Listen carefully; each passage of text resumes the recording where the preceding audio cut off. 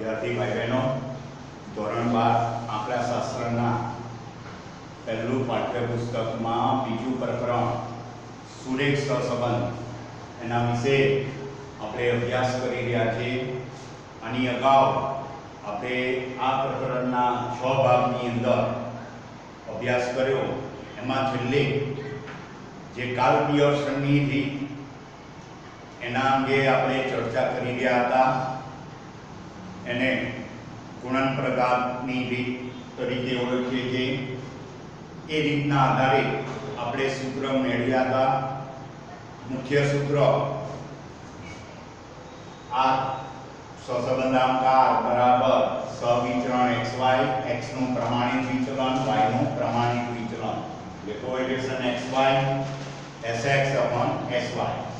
એની અંદર આપણે કોવેરિએશન xy ની કિંમત મૂકી અને કોવેરિએશન xy એના માટે આ સૂત્ર આપણે લીધું હતું, યાદ કરાવી દઉં ફરીથી, અને મૂકી અને આપણે સૂત્ર મેળવ્યું હતું છેલ્લે sigma x - x bar y - y bar upon n। એ સૂત્ર મૂકી અને એક વૈકલ્પિક સૂત્ર આપણે મેળવ્યું હતું। એટલે આ કિંમત આની અંદર મૂકી દી તો r કોવેરિએશન xy ની જગ્યાએ આ મૂકીએ તો r બરાબર sigma x - x bar y - y bar upon n into sx upon sx into sy। એટલે આવું સૂત્ર મળ્યું હતું। ફરીથી તમને યાદ કરાવી દઉં, કોવેરિએશન xy ની જગ્યાએ આ મૂક્યું હતું એટલે sigma x - x bar y - y bar upon n sx into sy આ સૂત્ર મળ્યું છે। ત્યાર પછી sx અને sy ના સૂત્રો મૂકતા આપણને એક સૂત્ર મળ્યું હતું। sx અને sy ના સૂત્રો જે 11 માં આવ્યા હતા એ ફરીથી યાદ કરાવી દઉં। વર્ગમૂળમાં સિગ્મા x - x બાર નો whole square upon n sy sigma y - y bar નો હોલ સ્ક્વેર અપોન n। આની કિંમત મૂકી એટલે r બરાબર આપણને આ રીતનું છેલ્લે સૂત્ર આપણે મેળવ્યું હતું, x - x bar y - y bar upon sigma x - x bar નો whole square sigma y - y bar નો હોલ સ્ક્વેર। આ સૂત્ર વારે ઘડીએ તમારે ઉપયોગમાં આવશે એટલે મેં ફરીથી છેલ્લા ભાગમાં જે છેલ્લે વાત કરી હતી એ તમને યાદ કરાવી। કારણ આ સૂત્ર એ તમારે જે છેલ્લું સેક્શન 5 ગુણના દાખલા પૂછે છે એની અંદર આ સૂત્રનો ઉપયોગ કરવાનો આવે છે। એટલે જ્યારે x નો મધ્યક એટલે x બાર, y નો મધ્યક એટલે y બાર બંને પૂર્ણાંકમાં હોય અને કાર્લ પિયર્સનની રીતે સહસંબંધાંક ગણતરી કરવાની કઈ હોય ત્યારે આપણે આ સૂત્રનો ઉપયોગ કરવાનો। એટલે આ મેં તમને તાજી કરાવી। હવે એટલે આ સૂત્રો તમે લખી અને તૈયાર કરી દીધા હશે। હજુ પણ આ સૂત્રો થોડા દિવસે નિયમિત લખતા રહેજો। દાખલા એના હજુ આપણે શરૂ કરીશું પછી, એટલે દાખલામાં પણ સૂત્રો આવશે।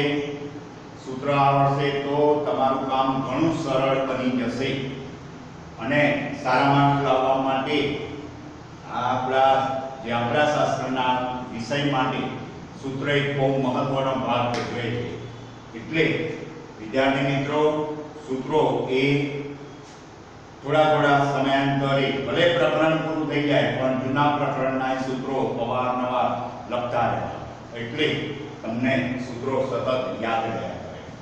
હવે આ જે બીજા વૈકલ્પિક સૂત્ર આપણે મેળવવાનું છે, જે આપણું મુખ્ય સૂત્ર હતું એ અગાઉ મેં વાત કરી હતી એ આ સૂત્ર બરાબર। હવે જ્યારે તમને sx અને sy આપી દીધેલા હોય બરાબર, ધ્યાન રાખજો, x ચલ અને y ચલ તો આપેલા જ હશે, એ બેનો ગુણાકાર અને એનો સરવાળો કોઈ વખતે 5 માર્ક્સના દાખલાને બદલે 3 માર્ક્સના દાખલાની અંદર તમને સિગ્મા xy એની કિંમત આપી દે, બરાબર ધ્યાનથી સાંભળજો. સિગ્મા xy એની કિંમત આપી દીધેલી હોય, n આપી દીધેલો હોય, x નો મધ્યક x બાર, y નો મધ્યક y બાર આપી દીધેલા હોય, તો એવી પરિસ્થિતિમાં કોવેરિએશન આ સૂત્રથી તમે મેળવો. અને sx અને sy પણ આપી દીધેલા હોય, તો એવી પરિસ્થિતિમાં આપણે આ કોવેરિએશનની કિંમત આ સૂત્રની અંદર મૂકીએ તો આપણને બીજું એક વૈકલ્પિક સૂત્ર મળે, r બરાબર આ કોવેરિએશન xy એની જગ્યાએ આ કિંમત મૂકીએ કેટલા, બરાબર આમના એમને એમ જ રાખીએ. આ કિંમત કોની છે, કોવેરિએશન, એટલે આમાં અંશ જે છે એનું આ સૂત્ર છે, બરાબર. તો r બરાબર કોવેરિએશન xy ની જગ્યાએ sigma xy minus n x bar y bar upon n.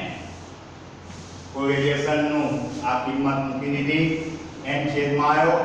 હવે આના સૂત્રની અંદર જે આપણે મુખ્ય સૂત્ર અગાઉ જોયું હતું એની અંદર છેદમાં sx into sy. તો આ સૂત્ર ક્યારે તમે વાપરશો, જ્યારે sigma xy x bar y બાર n sx sy આપ્યા હોય ત્યારે આ સૂત્રથી તમે સહસંબંધાંક r ની કિંમત મેળવી શકશો. બીજું, જો કોઈ વખતે sx તમને સીધે સીધો ના આપ્યો હોય તો તમે એવી પરિસ્થિતિમાં sx આ સૂત્રથી તમે ગણી શકશો, જે 11મા ધોરણમાં તમારે આવી ગયું છે, છતાં ફરીથી યાદ કરાવી દઉં.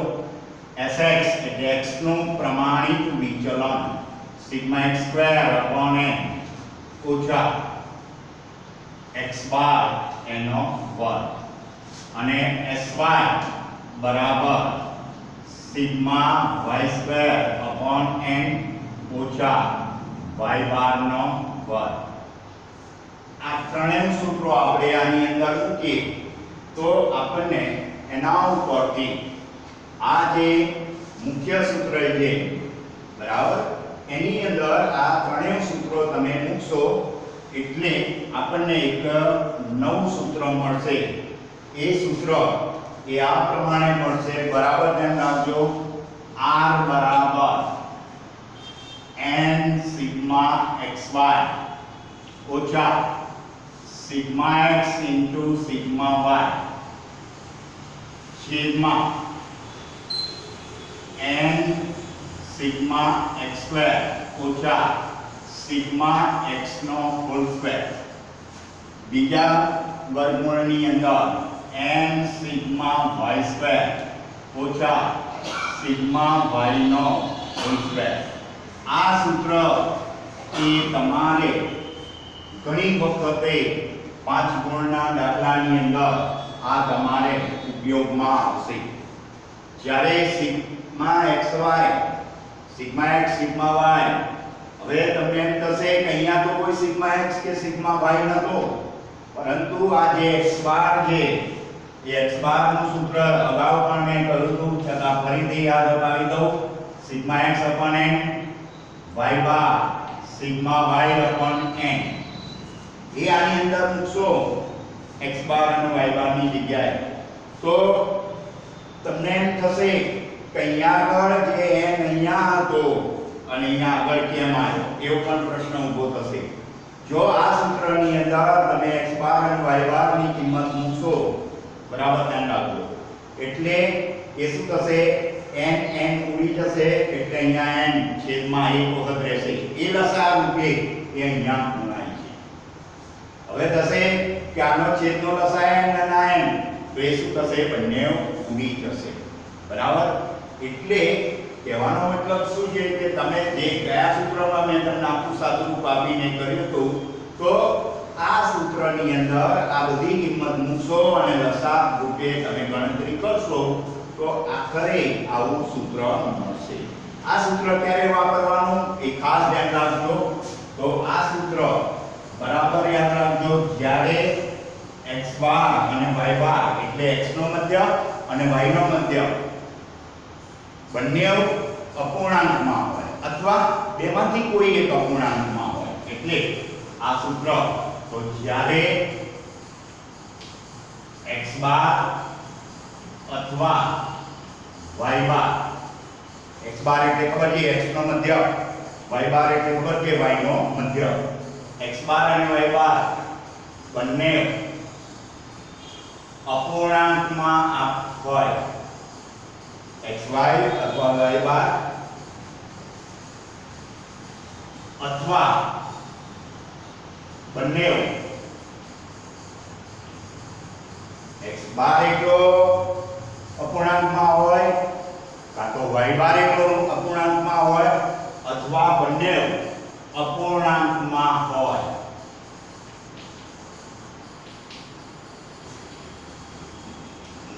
ત્યારે તમને કેલ્ક્યુલેશનની રીતે સહસંબંધાંક ગણતરી કરવાની કહી હોય ત્યારે આ સૂત્રનો ઉપયોગ તમારે કરવાનો. એટલે આ સૂત્રની મદદથી આપણે દાખલા ગણવાના ઘણા આવશે. એટલે તમારે જે x અને y ની કિંમતો તમને આપી દીધેલી હોય એના ઉપરથી આ સહસંબંધાંકના દાખલાની અંદર પહેલું શું કરવાનું, x ની કિંમતોનો સરવાળો કરી દેવાનો. એટલે સિગ્મા x મળી જશે.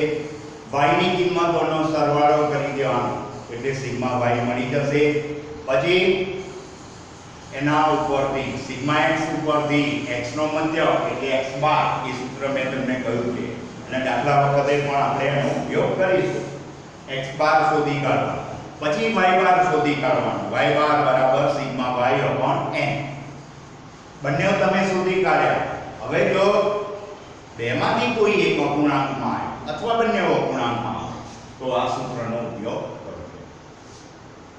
એટલે વિદ્યાર્થી મિત્રો આ સૂત્રો બરાબર મગજમાં યાદ રાખજો. એટલે આની અગાઉ જેને સૂત્રો કયા હતા એ અને આ સૂત્રો જે આપણે મેળવ્યા આ બધા સૂત્રોનો તમારે 5 ગુણ 3 ગુણ ના દાખલાઓ જે પૂછાય છે 2 ગુણના પણ 2 ગુણમાં પણ દાખલા પૂછાય છે, 3 ગુણમાં અને 5 ગુણના દાખલાઓની અંદર તો આ સૂત્રો કેલ્ક્યુલેશનની રીતના એ તમારે કામમાં આવશે. બીજી વસ્તુ કે આપણે જે આ સહસંબંધાંકની ગણતરી માટે હવે ઘણી વખતે x અને y ની કિંમતો મોટી હશે ત્યારે તમે એને કોઈ ચલ u અને v માં પરિવર્તિત કરશો. એટલે x ચલનું u ચલમાં અને y ચલનું v ચલમાં રૂપાંતરિત કરશો. એટલે આપણું આ જે સૂત્ર હતું આ n સિગ્મા xy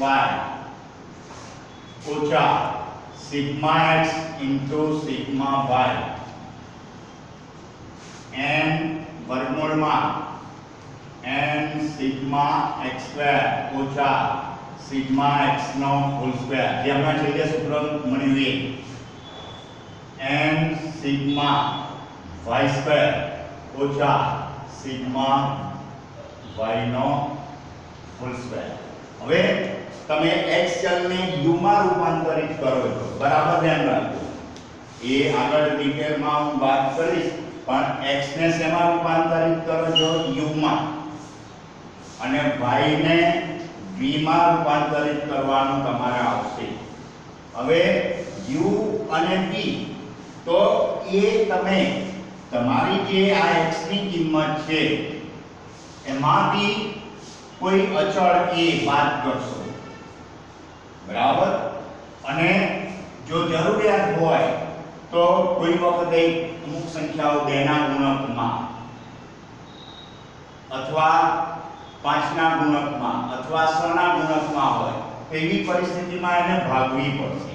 100 ના ગુણકમાં આપેલા છે દાખલા તરીકે 1500 1700 1800 આવા બધા માપ આપેલા હશે તો એને તમારે 100 વડે ભાગવા પડે. એટલે કોઈ અચળ સંખ્યા બધાને સરખા વડે ભાગશો એટલે તમને x ની જે કિંમત આપી છે એમાંથી કોઈ એક અચળ એ બાદ કરશો અને કોઈ અચળ વડે ભાગવાની જરૂર પડશે કોઈ વખતે. તો આવી રીતે u માં એવી રીતે v બરાબર y - b upon cy એટલે y ની કિંમતમાંથી કોઈ અચળ સંખ્યા b બાદ કરશો અને બધામાંથી એક સરખી સંખ્યા બાદ કરવાની. y ની જે જુદી જુદી કિંમતોમાંથી એક અચળ b બાદ કરશો એટલે કોઈ સંખ્યા b એટલે અચળ સંખ્યા અને કોઈ અચળ સંખ્યા cy એટલે આપણે કહ્યું કે 5 ના ગુણકમાં હોય તો 5 વડે ભાગશો. કોઈ વખતે 1000 ના ગુણકમાં સંખ્યાઓ આપેલી હશે તો તમારે 1000 વડે ભાગવા પડશે. તો એવી રીતે x ચલનું u માં અને y ચલનું v માં રૂપાંતરિત કરશો અને એના માટે તમારે નવું સૂત્ર બનશે. એમાં x ની જગ્યાએ તમારે શું લખી દેવાનું u અને y ની જગ્યાએ v લખી દઈએ તો આ સૂત્ર ઉપરથી આપણને r બરાબર n sigma u into v x ની જગ્યાએ શું મૂક્યું u y ની જગ્યાએ v ઓછા sigma u into sigma v x ની જગ્યાએ u y ની જગ્યાએ v છેદમાં n x ની જગ્યાએ u સિગ્મા u સ્ક્વેર ઓછા સિગ્મા u નો હોલ સ્ક્વેર બીજા વર્ગમૂળમાં n સિગ્મા v સ્ક્વેર ઓછા સિગ્મા v નો હોલ સ્ક્વેર. એટલે રકમની અંદર આવા મોટી મોટી સંખ્યાઓ કે એવું આપેલું હશે અથવા પરીક્ષામાં તમને કહી દે કે u બરાબર x માઈનસ કોઈ સંખ્યા બાદ કરવાની છે એવું સૂચના આપી દીધેલી હોય કૌંસમાં તો એ પ્રમાણે તમારે u લેવાનું. એટલે સૂચના આપેલી હોય તો એ પ્રમાણે લેવાનું, નહીં તો તમારી રીતે તમે u અને v મેળવશો. તો આ રીતે જ્યારે x બાર y બાર અપૂર્ણાંકમાં હોય અથવા બંને અપૂર્ણાંકમાં હોય ત્યારે એને u અને v ચલમાં રૂપાંતરિત કરશો ત્યારે આ સૂત્ર પણ આવી રીતે મળશે અને એનો ઉપયોગ પણ અમુક દાખલાઓમાં કરવાનો આવશે. તો વિદ્યાર્થી મિત્રો આ બધા જે સૂત્રો છે એ તમારા પાઠ્યપુસ્તકની અંદર આપેલા છે. પાન નંબર 67 અને 68 ઉપર આ બધા સૂત્રો જે મેં તમને સમજાવ્યા આપ્યા છે એટલે એ તમે ખાસ તૈયાર કરજો, લખજો બરાબર, 2-3 વખત લખજો, ધ્યાનથી વાંચજો અને તૈયાર કરજો. પછી થોડા દિવસે લખજો એટલે સૂત્રો કમ્પ્લીટ યાદ રહેશે. Thank you.